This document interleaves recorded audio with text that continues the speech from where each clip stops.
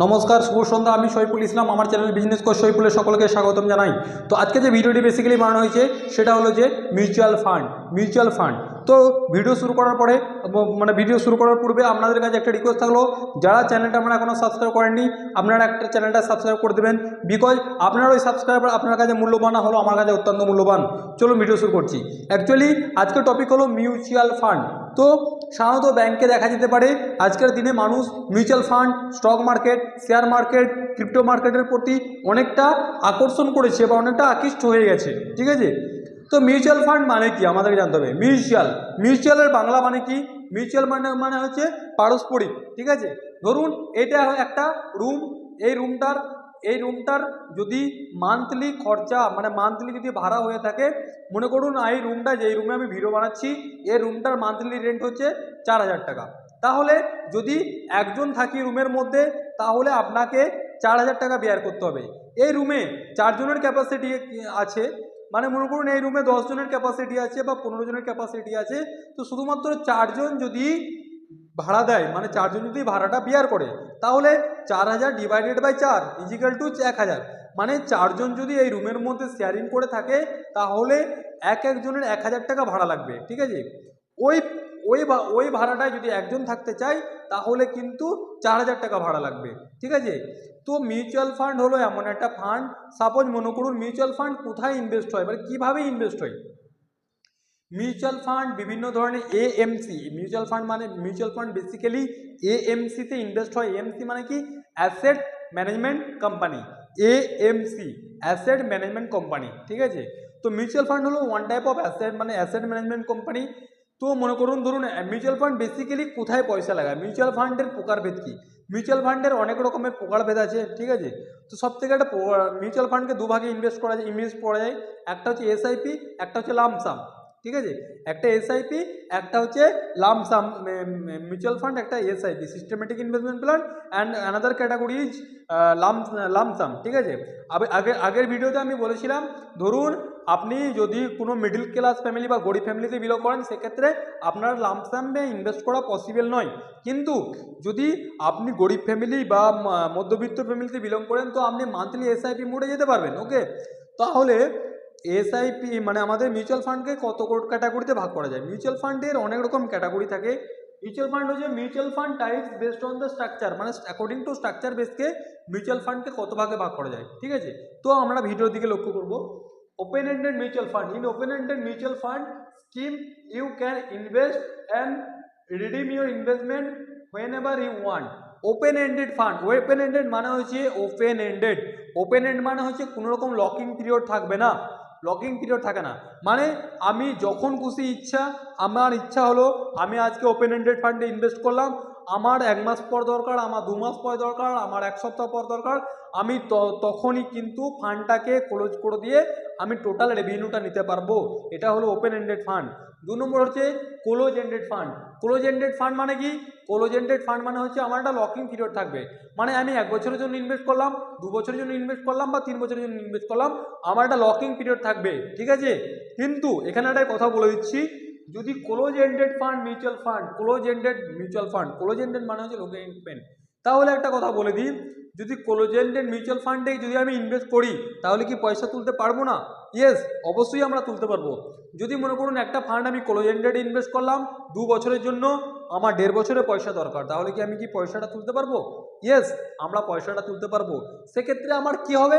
সেক্ষেত্রে আমার একটা এক্সিট লোড লাগবে। এক্সিট লোড যেমন এফডি ফিক্সড ডিপোজিটের ক্ষেত্রে প্রিম্যাচুর উইথড্রল লাগে, ঠিক তেমনি মিউচুয়াল ফান্ডের ক্ষেত্রে এক্সিট লোড লাগে, entry load and exit load. ঠিক আছে, এক্সিট লোড মানে হচ্ছে সামথিং একটা চার্জ পে করতে হয় ক্লায়েন্টকে বা কাস্টমারকে, তাহলে সেটা বলা হয় ক্লোজ এন্ডেড ফান্ড। 3 নম্বর ইন্টারভাল মিউচুয়াল ফান্ড। 4 নম্বর ইকুইটি মিউচুয়াল ফান্ড। ইকুইটি মানে কি?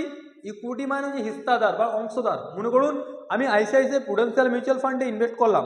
ICICI Prudential mutual fund, ICICI Prudential ফান্ডে আমি একটা ইনভেস্ট করলাম, তাহলে আমি যতটা পরিমাণ ইনভেস্ট করলাম সেই পরিমাণ আমি একটা হিস্সাদার হলাম বা আমি একটা শেয়ার হোল্ডার হলাম, এটাকে বলা হয় mutual fund. Equity mutual fund. Debt mutual fund. Debt মানে কি? ডেট মানে হচ্ছে লোন মানে কি? ধরুন আইসিআইসিআই হাউসিং ফাইন্যান্স আছে, তো আইসিআইসিআই হাউসিং ফাইন্যান্স একটা লোন অর্গানাইজেশন।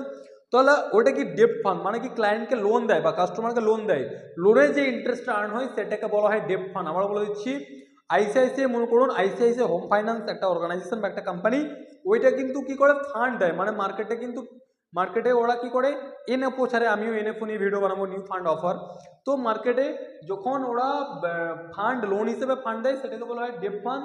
6 নম্বর হাইব্রিড মিউচুয়াল ফান্ড, 7 নম্বর ELSS equity link saving scheme, 8 নম্বর হচ্ছে লিকুইড ফান্ড, ঠিক আছে, লিকুইড ফান্ড।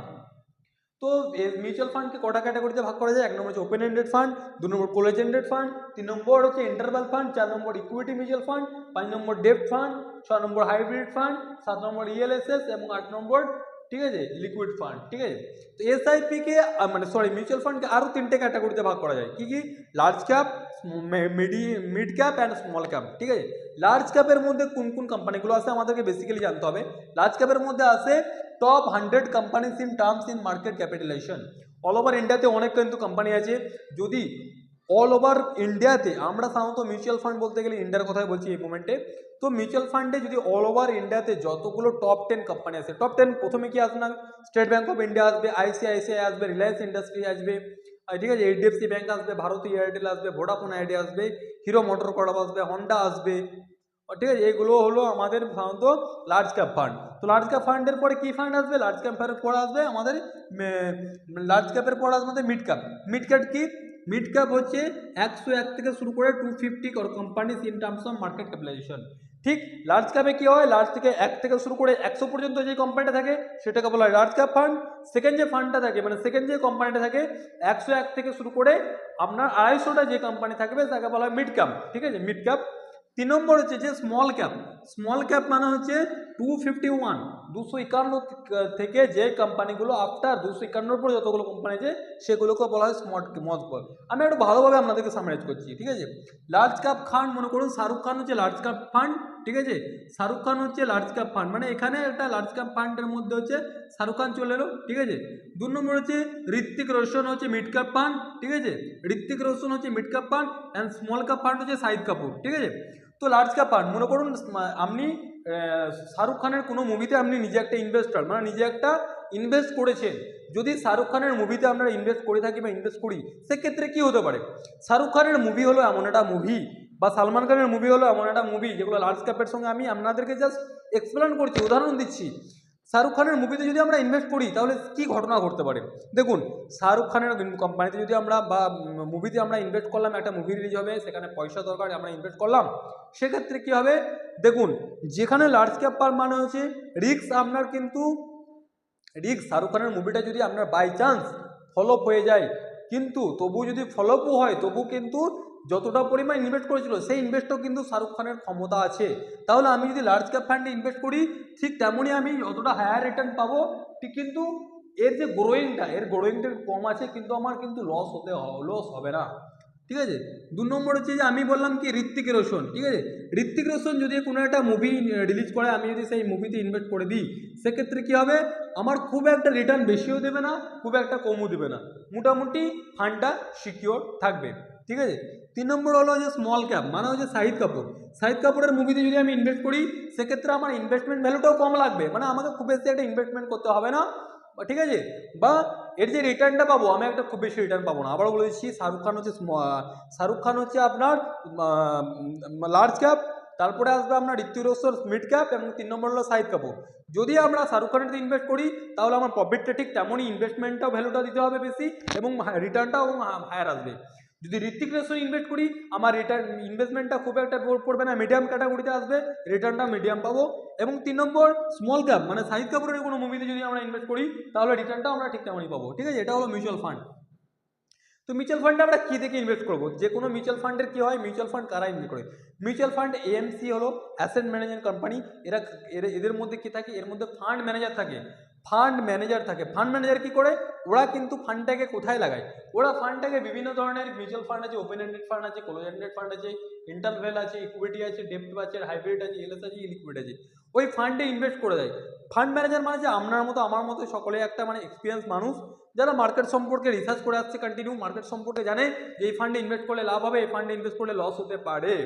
তো আমরা কিসের উপর ইনভেস্ট করবো? পিই রেশিও, পিই রেশিও বলে একটা রেশিও হয়, প্রফিট অ্যান্ড এক্সপেন্সের রেশিও। প্রফিট এক্সপেন্সের রেশিও মানে হচ্ছে এক্সপেন্স মানে হচ্ছে খরচা।